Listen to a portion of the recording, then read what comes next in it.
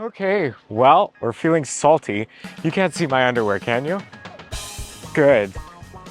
You let me know if that happens. Greetings and salutations. I'm really happy that I don't feel like I was gonna be assaulted out here in, where are we? Wendover. Bendover, yeah. Hello, babies, and welcome back to Does Size Matter Part 3, the remix. I am feeling salty, I'm your host, David They, and today I am out here in Wendover, Utah, girl, at the Bonneville Salt Flats. Just to add some insult to injury, I've heard that salt is very insulating. Due to the evaporation of the historic Lake Bonneville, the area became covered by a thick layer of salt. And at its center, the layer of salt can be 5 feet thick. That's right. You're so damn cute.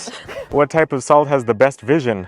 Sea salt. Jesus. It is truly a salt flat with a surface that is over 90% regular table salt. It's just normal. You could just lick it. I kind of want to. I'm not licking it, Amber. Bonneville Salt Flats is a fascinating place to visit. There is no salternative, though many do zoom by on I-80. Make sure you grind to a halt. I highly recommend making the short side trip to experience the salt flats. Bye. If you ain't got no salt, take your sweet ass home. Now, what's the first thing that comes to mind when you think of salt flats? That's right, land racing. The Bonneville Salt Flats are world-renowned as the place to set the land speed record. The Bonneville Salt Flats encompasses an area of 46 square miles, named after Benjamin Bonneville, who visited the area in the 1830s, who drove a Peace Arrow car on the salt flats to see if the surface was suitable for cars. His test was, in fact, successful, and began interest in using the salt flats for land speed records. The first record was set on the flats by Teddy Tetzlaff,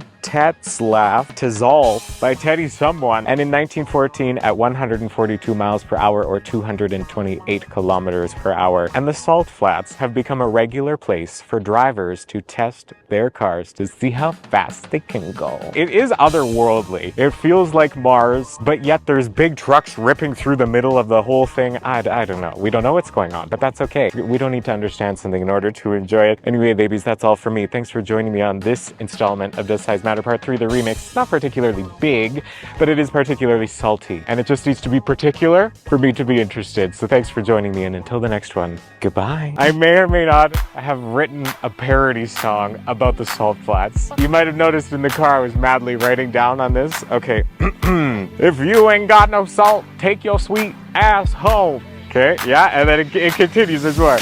S-A-L-T-F-L-A-T-S,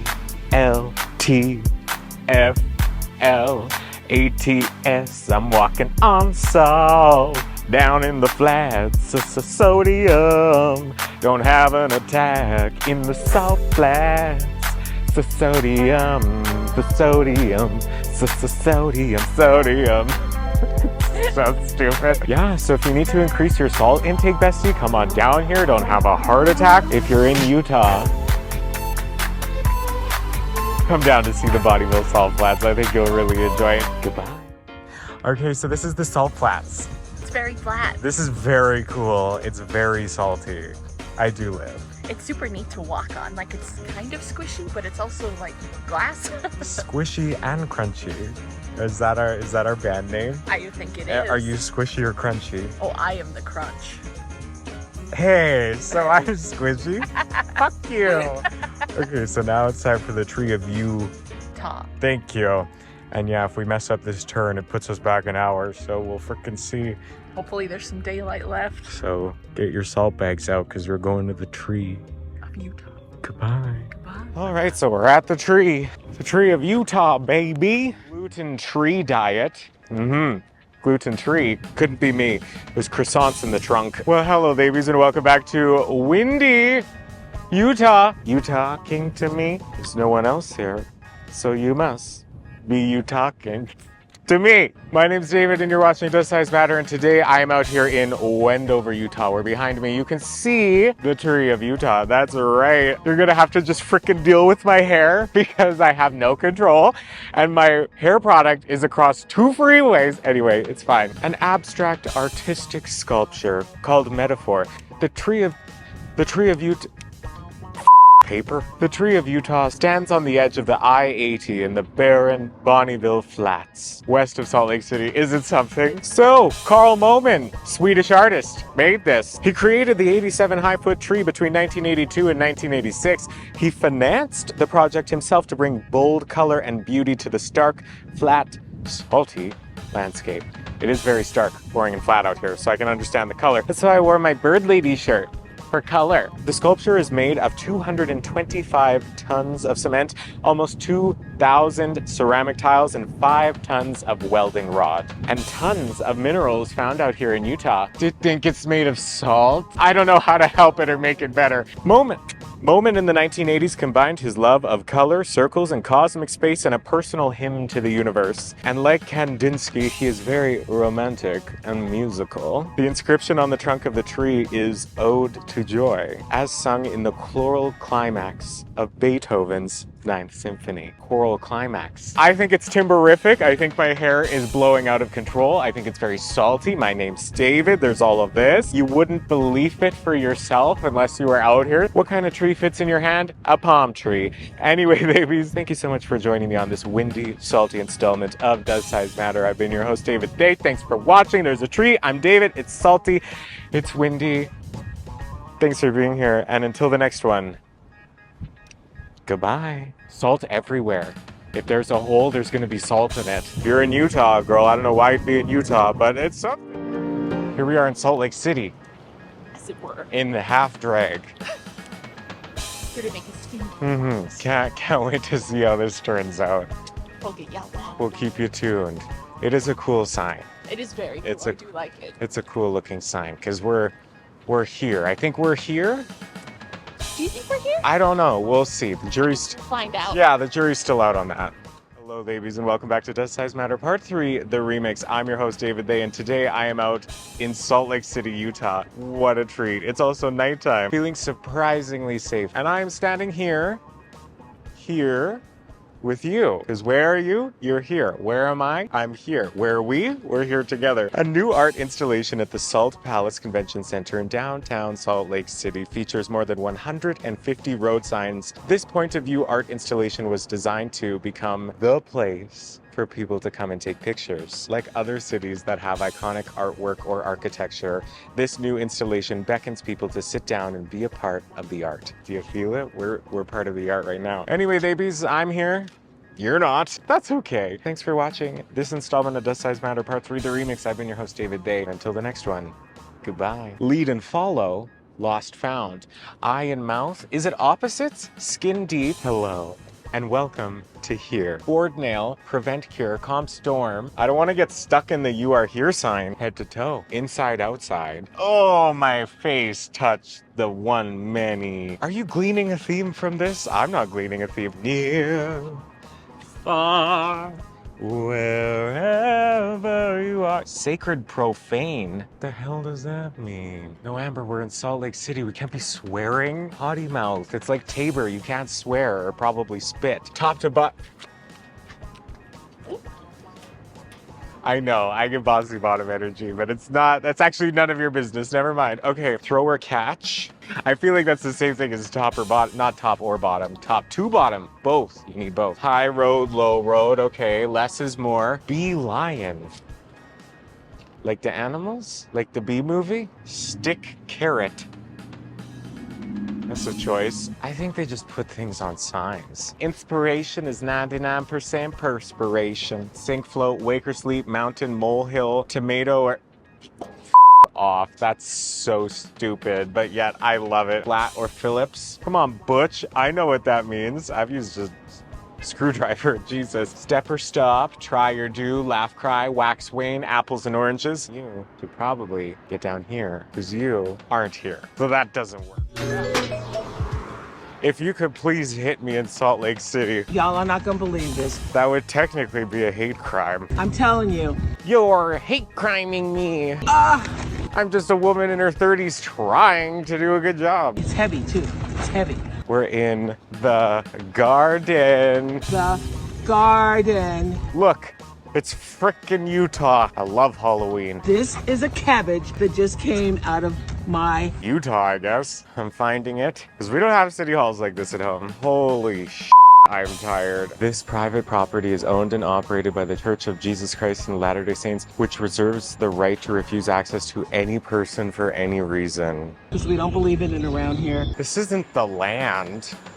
This is Good slaw. and no dancing. Can somebody take my temperature? It's so hot out here. Hello, babies, and welcome back to Does Size Matter Part 3, the remix. I'm your host, David, and today I continue my journey in Utah. Temple Square is a 10-acre complex owned by the LDS Church in the center of Salt Lake City. Imagine, you can finally get your Templona. The usage of the name has gradually changed to include several other church facilities that are immediately adjacent to Temple Square. So make sure that you can handle the prayer, sure. Contained within Temple Square are the Salt Lake Temple, the Salt Lake Tabernacle, Salt Lake Assembly Hall, the Seagull Monument, and 2 visitor centers. Because if you come to Salt Lake City, it is your responsibility to resist temptation. The square was designated a National Historic Landmark in 1964, recognizing the Mormon achievement in the settlement of Utah.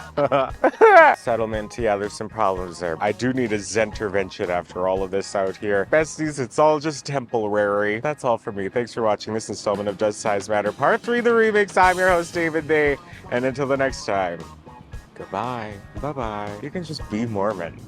No one tells you that. Welcome to Salt Lake City, baby! Because you would think as a queer person I wouldn't feel very safe here, but we've seen a lot of queer people. Come on, Joseph Smith and the Technicolor gold plates. Today I am out here in Salt Lake City, Utah, where you could find, what is it? Temple Square. And I was out in half drag in the middle of the night last night, and people were surprisingly nice. Jesus left me a message that I have a new religion, and everyone has to sleep with me. And no dancing! Contained within Temple Square are the Salt Lake City Temple, which is currently under construction. Jesus could make that go faster for you. Okay, anyway. It is hard resisting temptation because I can't participate in any of my favorite pastimes. Anyway, babies, that's it from me and Joseph Smith because I can't handle the prayer show out here. It's just, it's too much. I need to get out of this city, smoke a cigarette, have some caffeine, and go dancing. So until the next one, goodbye. Bye-bye. Goodbye. Bye-bye. Bye-bye. And no dancing! Hi. Good morning. It's day 13. It is. Lucky number 13. We're getting down to the nitty gritty. We really are. We woke up here in Salt Lake City, Utah. The hotel stay was pretty okay. It was pretty nice in there. Yeah.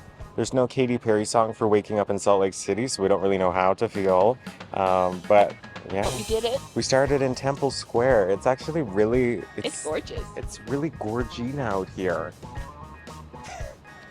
Did that show you anything? I don't know. I can't see the screen. But yeah, we're going to the Spiral Jetty. Sure are. Whatever that means, but we're about to find out. And so are you, so let's go. Welcome to the Jetty, girls. It looks cool. Oh, good. We get to hike. You think there's a conspiracy? Let's take a closer look. Hello, babies, and welcome back to Does Size Matter Part 3, the remix. I'm your host, David They, and today I am out at Great Salt Lake, where behind me you can see the Spiral Jetty. It's not the world's largest, but I think it's the world's only. Do you hear that? Love these glasses. Spiral Jetty. I bet you never heard that before. Jesus Christ. We've been on a lot more dangerous things than this. This can't be the moment. Built in the 1970s of mud, salt, crystals, basalt, and dirt, the Spiral Jetty is 1,500 feet long and extends far out into the Great Salt Lake.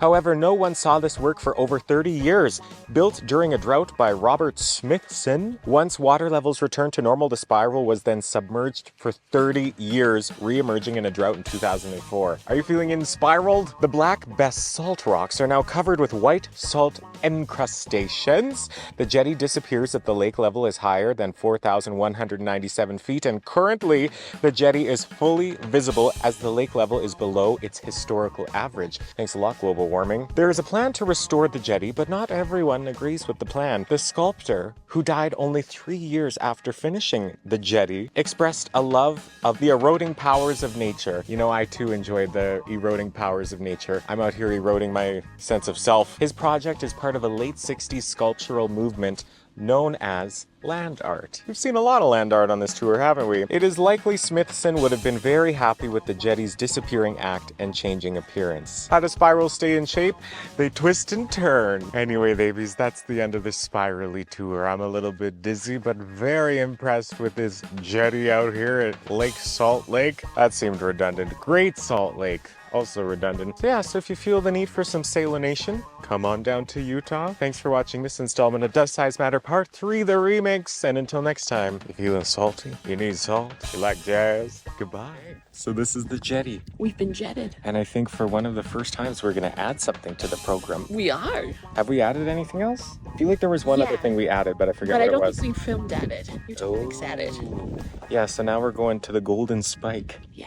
We're going to take that real dingy road. All the way back to the spike. So let's go get spiked. Well, hello, my little golden nuggies. Let's make some gold soup. First ingredient, 24 carrots. Welcome back to Does Size Matter Part 3, the remix. I'm your host, David They, and today I am out in Golden Spike National Park. You ready to get railroaded? The Golden Spike is the ceremonial 17.6 carat gold final spike driven by Leland Stanford to join the rails of the first transcontinental railroad across the U.S. Transcontinental? Is it that woke? No, it's different. It's different. There's so many bugs. They're in my mouth. Jesus. Which connected the Union Pacific Railroad from Omaha on May 10th, 1869 at Promontory Summit, Utah Territory. So if you're ready to go out mountain spiking, come on down to Gold Spike National Park out here in Utah. It's goldy to see you, bestie. What do you get when you cross a chicken with gold? 24 karat poultry. And on that, let's let off some steam. That's hot. There's lots of attractions in Utah, so you really have to choose wisely. But this bad boy's on the way to the Bonneville Salt Flats. You know, you saw that last time. You were there. Keep up. Thanks for joining me on this installment of Does Size Matter Part 3, the remix. I'm your host, David They. And make sure if you do choose to come down to Gold Spike National Park out here in Utah, that you conduct yourself appropriately, or you'll get derailed. Goodbye. Bye-bye. Choo-choo. Wow. Our next stop was Twin Falls, but we drove by a rocket garden. So, you know how that goes. Got a blast! Shall we moonwalk on over here?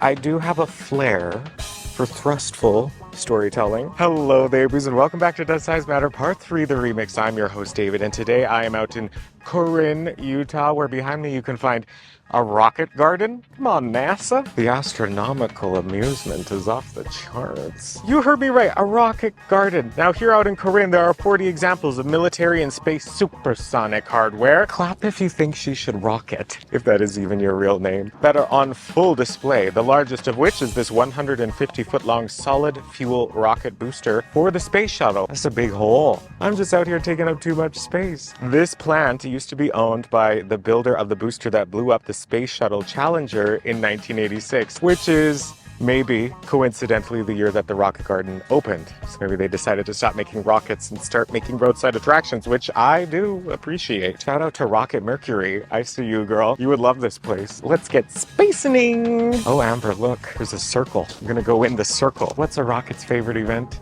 A launch party. Yeah, so if you need a quick and fun blast, come on down to, where are we? Corrine, Utah. This isn't the land. This is Corrine. So anyway, babies, that's all from me. Thanks for watching this installment of Does Size Matter Part 3, the remix. I've been your host, David They, and until next time, blast off. Goodbye. Bye-bye.